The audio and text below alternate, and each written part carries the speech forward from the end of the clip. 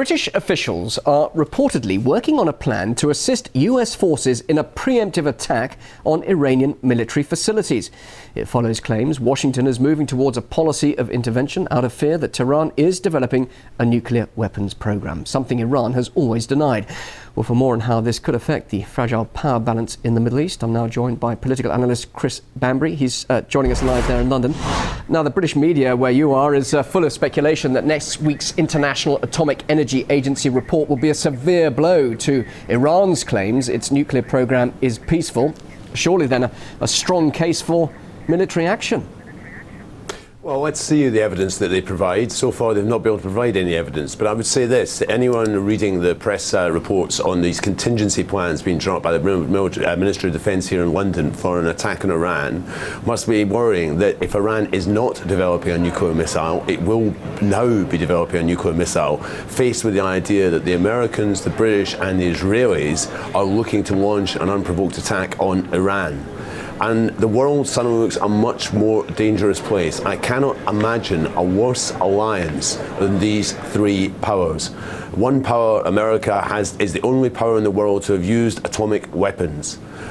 Israel has a secret illegal nuclear program which it denied for years, but we know it exists. It's the only nuclear power in the Middle East. And Britain, of course, the former colonial power, provided them the means to get those nuclear weapons all those years ago.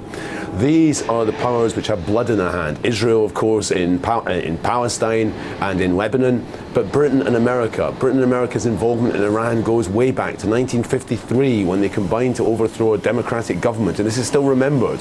A radical government under Mossadegh, which had nationalised the oil industry, was overthrown by an MI5 CIA coup which installed the Shah of Iran. And I think people in London and Washington have short memories about this. But there's always been that perceived threat from Iran. After all, that's the argument behind the anti-missile defence system currently being proposed for Europe. So surely there is some threat here, and it's a credible threat.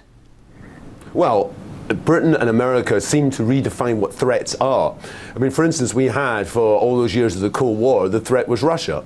NATO is now realigning itself, building a missile shield, which seems to be aimed at Russia in part, but also definitely against Iran, with setting up in Turkey. And we've seen NATO intervening into the region all around Iran, China's and Russia's borders. It seems to be provocative that you have this string of NATO-American bases along in the Caucasus and elsewhere, threatening the interest of these countries. And of course, we've also seen NATO launch a series of operations, most importantly in Afghanistan, but most recently in Libya. I am fearful that the so-called success of the Libyan operation will be followed by further humanitarian wars, like we saw in former Yugoslavia over a decade ago. And NATO is playing an aggressive role here. It's portrayed as a peacekeeper, but it's an aggressive role. And the missile defense shield is an aggressive act. It's aggressive towards Russia, it's aggressive towards China, and it's aggressive towards Iran. But why isn't Iran being transparent and open and allowing investigators and inspectors to check the facilities? And also, of course, you mentioned Israel, the threat from Israel a little earlier. Iran's got every reason, has it not, to develop a nuclear deterrent?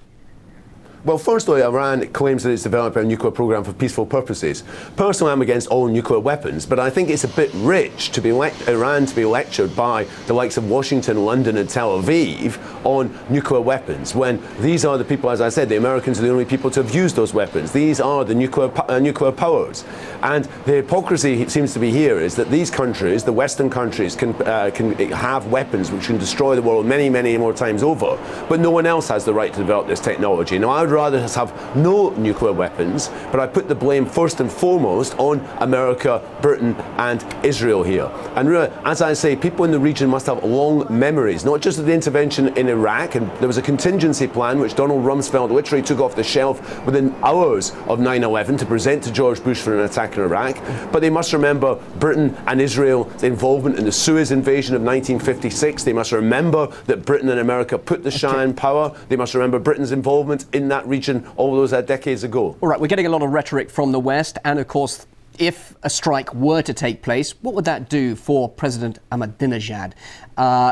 Clearly, he would be absolutely entitled for some sort of recrimination. What does that do for also his support there in Iran?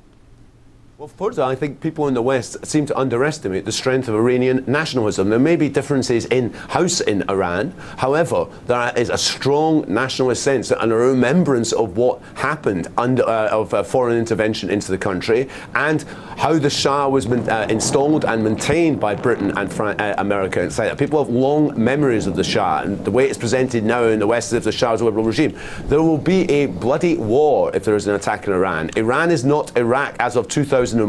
There will be retaliation from Hezbollah and from Hamas, and the world is a more dangerous place because of these reports. Chris, just finally, you talk about a bloody war and the consequences after Afghanistan, Iraq and Libya, as well as, of course, talk of intervention in Syria.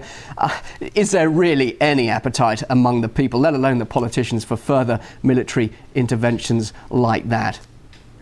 Well, it seems bizarre that you would have thought that anyone even thinking about contingency plans to Iran would look at that, and the opposition in this country, Britain for instance, to the war in Libya, there was a majority against that. But of course we're talking about economically declining powers in America and Britain, and their military assets remain. They remain the one thing they can deploy, and we know that Britain and America, more importantly America, are prepared to use their military power to try and buttress their economic position in the world in relation to China, in relation to economy. So I think what we're seeing here, we know this from history, economic instability often leads to military adventures, often leads to wars, and I think we must be worried at the moment. The one thing I would say is if I was an American president, I'd be worried about thinking about any attack in Iran, given the level of opposition to his economic policies we're seeing on the streets of Oakland, the streets of Washington and New York and elsewhere with this Occupy movement. And of course the forthcoming presidential elections in November, within a year from now, so interesting political gamble that would be. Chris, we could talk more, but thank you very much indeed for joining us. Chris Bambery, political analyst, joining us there in London. Thanks for your time.